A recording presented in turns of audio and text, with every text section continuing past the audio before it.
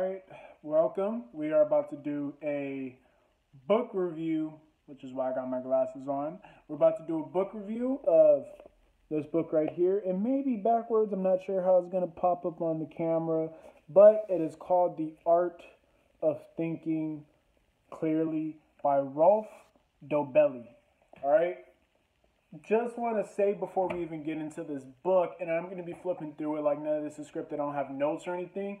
I just have all of the parts that I wanted to highlight and talk about bookmarked so that I can go through it a lot faster and spit some knowledge at you. But what I wanted to say about this book before we really get into it is this guy, Rolf Dobelli, actually got a lot of flack for this book because supposedly it's just a rip off of everybody else's stuff, and he didn't actually like discover anything or research anything. It's just pretty much like all plagiarized information. But even with that being said, at the end of the day, this is the only book I found that has every cognitive bias inside of like one place and like described exactly what it is. Most books like talk about like some of them here and there. This one literally has every single one. The chapters are there's 99 chapters. It kind of pisses me off that there's not 100. But there's 99 chapters. Each one of them are about 2 to 3 pages. And like it's just like here's the bias, here's some examples of it, and boom, let's go on to the next one, which is pretty dope. So even though he supposedly plagiarized a bunch of crap, and he even like quotes some stuff, so I'm not entirely sure what all that's about, it's still a pretty decent book, all right? So let's crack into it. All right, so I'm literally just going, like, you're going to see me sifting through the book here because I'm going to want to read like a passage or two to you so you know, so like we're on the same page, and then I'll let you know exactly what's going on. First bias that I'll bring up, which most people know, especially if you've read Influenced by Robert Cialdini, would be social proof. What's the idea of social proof?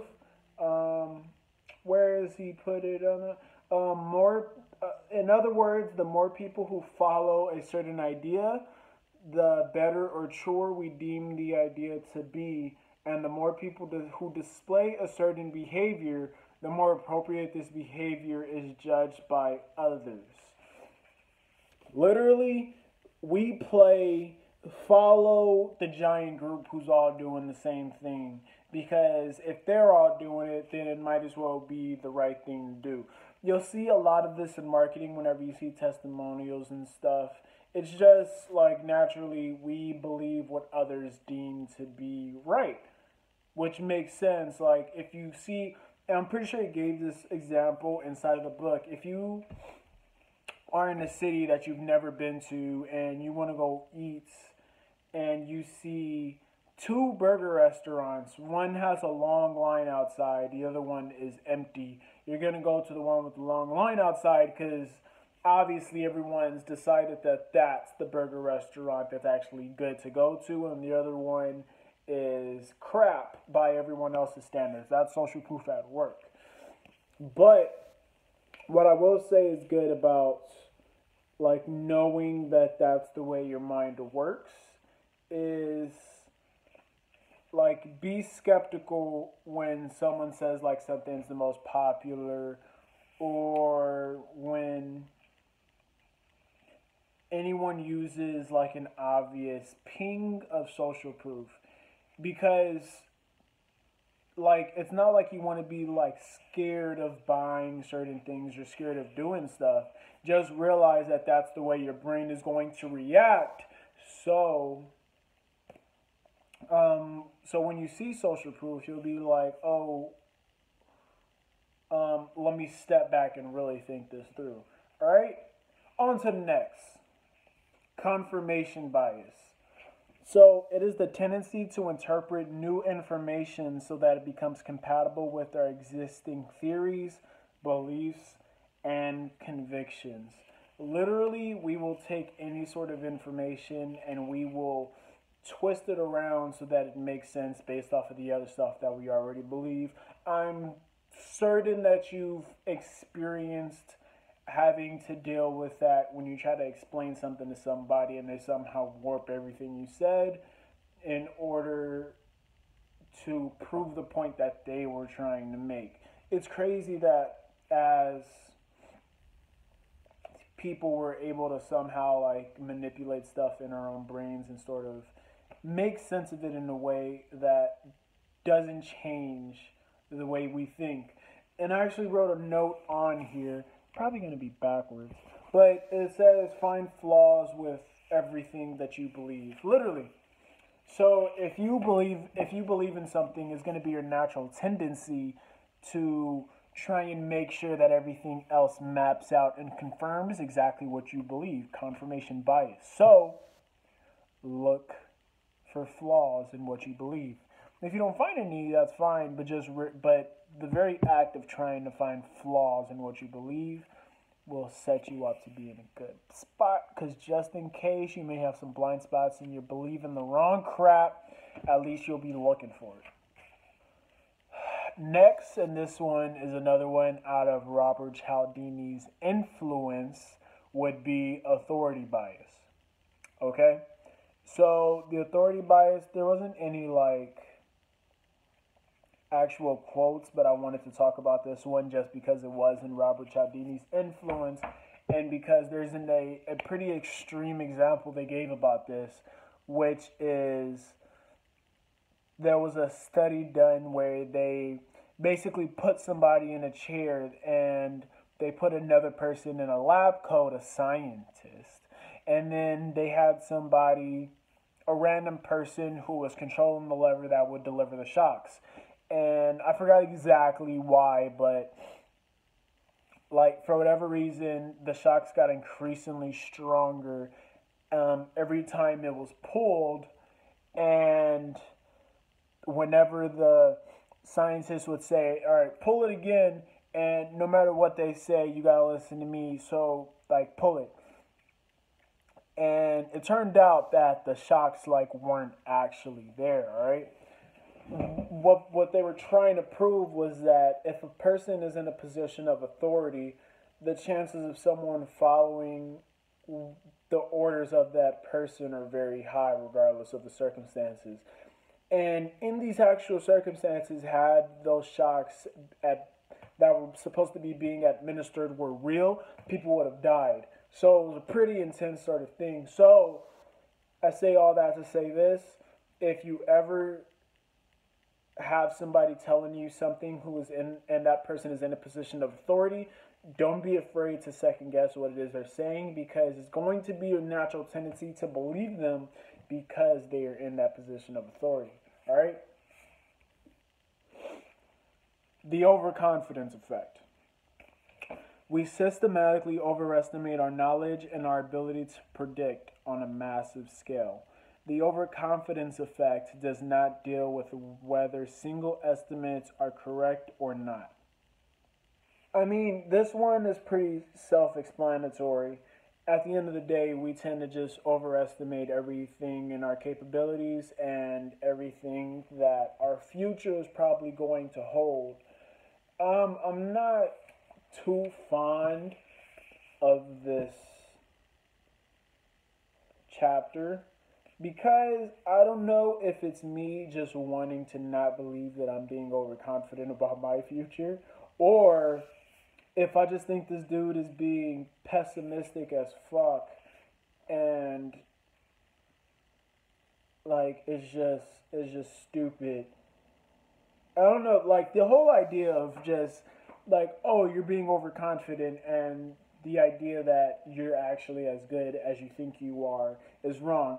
I kind of believe that, but the idea would be like, all right, I'm gonna make it here. Like, yeah, it's rare, but if you're putting in effort, I really do think that a lot of stuff is possible, and there's a fine line between realistic and overconfident, and I don't think he addressed that too well in this chapter. But even with that being said, realize that this may I mean, this is backed by science, so it's probably a thing, and I just don't want it to be a thing. So, oh, another thing he said was experts suffer more from the overconfidence effect than the average person does. So, whatever your area of expertise is, realize that you're going to be overconfident in that area, all right? All right, so we are on the illusion of control. So, what does that mean for us? It means the tendency to believe that we can influence something over which we have absolutely no sway. We tend to believe that we have influence over a lot of things that are in our life, and when in reality, we actually don't. With how random the events that occur in your life, like there's another chapter in here that I'm not actually going to go over in and of itself, but it relates to this one, and it says keep a diary and try to predict what you're going to have going on years from now and see just how off you are, because like you don't have control over so many factors that go into things, and like things change over time, and there's so many outside influences. It's just impossible to have control over everything. So recognize that you don't have control over some stuff. Take a deep breath and be okay with it. All right, now we're going to talk about the paradox of choice. This one I've been seeing around a lot. It's one of the cognitive biases that you hear spoken of a lot, which is good. And it's literally the idea that the second you have way too many choices, it starts to become hard to make a decision on any of those choices. It's one of those, like, they've done so many studies where, like, they'll take a group of people, and this isn't the example in the book, but just it would be the same idea. They take a group of people and who are getting ready to go on vacation or something, right? And they'll give them a choice of 15 hotels that they can choose from, and they take like super long to make a decision, or they end up making like the worst decision ever. Like the place is expensive and it's far away from where they need to be, stuff like that, right? Versus having only three choices of hotels, and all of a sudden the decision is made like that. They're like, all right, these three choices, this one's the best one, let's do that. So it's literally the paradox of choice. So recognize that in sales, you want to bring down the amount of choices as much as possible. And for yourself, with career opportunities, with money making opportunities, with women, not necessarily dating, but just the whole idea of when it comes to getting into a relationship, you want to cut down the amount of choices that you have in order to make a more proper choice. And here it says, the more choice you have, the more unsure and therefore dissatisfied you are afterward. Think carefully about what you want before you inspect existing offers. Write down these criteria and stick to them rigidly. Also realize that you can never make the perfect decision. All right, now we're going to talk about groupthink. There's a lot of these, right? So this is when a group of smart people make reckless decisions because everyone aligns their opinions with the supposed consensus. Think of groupthink as a special branch of social proof. So the whole thing with groupthink is just the fact that, like, if you're in a group of people, and majority are deciding to think one way, you're going to be mentally pressured to think the same way as them. Can you think of a few scenarios where that may come up? Gangs, cults, political association, religion. No one wants to be, and I'm not saying like anything's like, well, I mean, if we're talking about gangs and cults, that's one thing. But I'm not really like saying like anything's right over anything else. What I'm saying is that if you find yourself in a group and everybody else is thinking a certain way, it's very hard to go against the grain. And with this and social proof and a lot of the other biases in this book, he references that the only reason that these exist was because of survival reasons from our ancestors. Years and years and years ago, when we were living in huts and hunting, and our entire survival was based on the group that we lived with, if you go against the grain, you're kicked out of the group and you're gonna die or starve, which is why that's embedded in our brains at this point. All right. So recognize that's there. It says if you ever find yourself in a tight, unanimous group, you must speak your mind, even if your team does not like it. And if you lead a group, appoint someone as devil's advocate. Excuse me. Excuse me again. They will not be the most popular member of the team, but they might be the most important. All right, we're going to take another chapter out of Robert Cialdini's Influence and talk about scarcity. Now, this is something you will find all across marketing, all across any sort of sales, is the idea of scarcity. The second something is rare, it becomes valuable. You ever notice people waiting outside of a mall to get some J's because there are only so many there? That's why. It's scarcity. And whenever something, like there's not much of something, it's in our natural tendency to see it as even more valuable. Like if there were a million no, I mean, that's not that much in retrospect. But if diamonds came in abundance, I don't think they would be as valuable. Sort of like pearls. Like if I could walk outside and go find some diamonds, it wouldn't have the price point that it has. The typical response to scarcity is a lapse in clear thinking. Assess products and services solely on the basis of their price and benefits.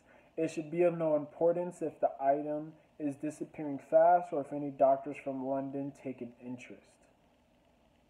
Scarcity. The last part, as far as like a doctors from London, is definitely authority. So, next is the loss aversion bias. This is one of my favorites because I do like copywriting, and this is definitely something that helps. It has been proven that emotionally a loss weighs about twice that of a similar gain. Social scientists call this loss aversion. If you want to convince someone about something, don't focus on the advantages. Instead, highlight how it helps them dodge the disadvantages. That's just, it's so big. So if you're in sales, if you're copywriting, if you're marketing or anything, like it's like use the loss aversion bias. Like that's big. It says an example from a campaign promoting breast self-examination. Pamphlet A urged, research shows that women who do BSE have an increased chance of finding a tumor in the early, more treatable state of disease. Pamphlet B said, research shows that women who do not do BSE have a decreased chance of finding a tumor in the early, more treatable state of the disease. They're saying the same thing, but they're tweaking it inside B to be a loss. So, pamphlet B generated way more awareness for breast what do we call it? Breast self-examination. So, the fear of losing something motivates people more than the prospect of gaining something of equal value. So, if you're in sales, use that always. Be like, you stand to lose this deal. You stand to lose out on having your life change from something. And whenever you're buying something, always remember that this is in play so that you can make your buying decisions based off of the merits of the actual product or service that you want to buy. That simple. It doesn't mean don't buy stuff. Still buy stuff. In fact, the person that's actually probably using stuff like this is smart enough to make a product that's actually worth buying. So recognize that and always make your decision based off of the product or service. Kind of just talking in circles, but hey. Alright, next we're going to talk about the halo effect, alright? So the halo effect occurs when a single aspect dazzles us and affects how we see the full picture. So, look. We take a simple to obtain or remarkable fact or detail, such as a company's financial situation, and extrapolate conclusions from there that are harder to nail down, such as the merit of its management or the feasibility of its strategy. To make this easier to understand, because that kind of confused me at first until I kept reading and then I had to go back and highlight that. So, to make it easier to understand, if we see one small part of anything that we deem good or attractive, notice I use that word, then we will place all these other good qualities into that. So, if a business is profitable, we're going to think that there's a very nice CEO at the top. And everyone in there treats everybody so well. And the bathrooms have M&Ms on the outside. I don't know.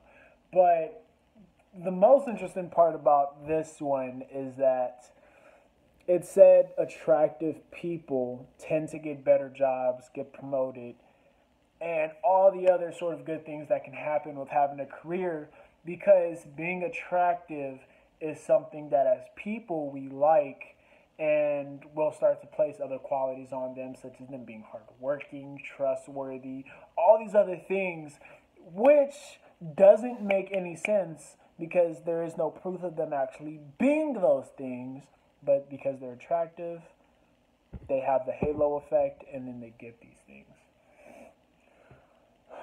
So what does this mean for you? It means that whenever anything has a very attractive attribute, make sure to dig a little deeper and find out more about that person or thing or service, anything. Just dig deeper and learn more so you don't take it at face value. Decision fatigue. So, if you've ever heard of a book called Willpower, which I highly suggest, basically everything that we do as far as making decisions and getting ourselves to do stuff actually requires energy. Making this video requires energy, and I'm slowly depleting my willpower and my decision fatigue. And what makes this bad is that once you become fatigued in your decision-making abilities, you start being susceptible to the things that don't actually benefit you.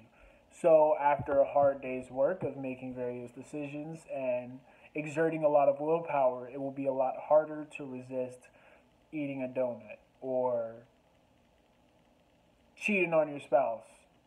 Two very different extremes, but it's actually one of the examples that he gave in the book, which I thought was kind of funny. So yeah, your willpower literally plummets to zero. the only way to fight against this is literally two things: eat. Oh no, and like it's cool. It's cool things too. So, eat, like literally eat some food, because your decision making ability is predicated on the amount of blood sugar you have in your system, on what your blood sugar levels are at. I don't know what I said before, but it's predicated on where your blood sugar levels are at. So if you eat, you'll be fine. The other thing you want to do is take a break and literally don't focus on anything. Like, don't make any decisions. Don't read. Don't watch educational material. Friggin' watch something stupid, or like read a sports magazine or something. Just give your mind a break. The other thing is take a nap. And your willpower and decision making ability will replenish like a battery. It's kind of like plugging yourself into a socket for a second. It's really what it is. All right, so we're going to talk about a pretty big one, which is called effort justification. All right? Now, when you put a lot of energy into a task, you tend to overvalue the results. This has also been connected to gangs in this book, because like you put so much effort in order to get into the gang, you're going to overvalue the result of actually being in there, when in reality it doesn't benefit you. Another thing, which I'm not sure if you talked about in here, I would have highlighted it, but I don't see it, is relationships. Like, you put a bunch of effort into a relationship, right? And you hear all your friends telling you that it's bad, it sucks, get out of it. But because you've put so much effort into it, you start to overvalue the result, not recognizing that the result that you're getting at that very moment is a negative one. So, definitely be on the lookout for effort justification. So, whenever you have invested a lot of time and effort into something, stand back and examine the results. Only the results. I said that because it's italicized. The novel you've been tinkering with, blah, blah, blah, blah, blah. But yeah, bro, just because you put a lot of effort into something doesn't mean you need to stick with it. It's okay to switch it up. Alright, so we're going to leave it at that for now. There are some other very key ones in here that I'm going to talk about on their own, like separately, just from other stuff that I've learned other than from this book, because I do believe they're very important. As far as this book in general, I do think that you should read it. It's not exciting at all. It's not an exciting read. It actually took a lot of mental power in order to get through this book, just because it's kind of boring.